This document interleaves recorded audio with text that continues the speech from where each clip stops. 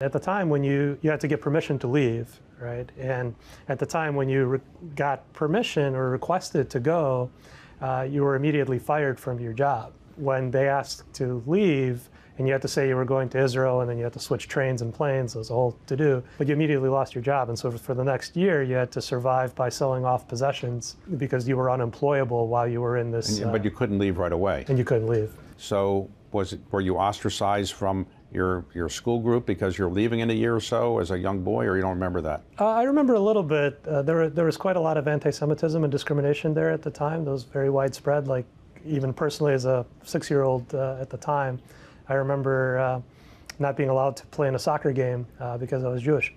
And I went upstairs and I was like, what does it mean to be Jewish? Why can't I play soccer? Because we weren't particularly religious. But I think that was like another nail in the coffin for my parents wanting to leave.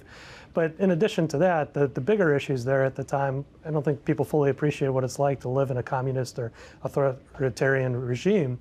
You couldn't switch jobs without permission, right? You had everything prescribed in terms of how much you could make, what you could do, what you couldn't do, where you could live. It was, very little personal choice and freedom. And so my parents really wanted to, have a different life.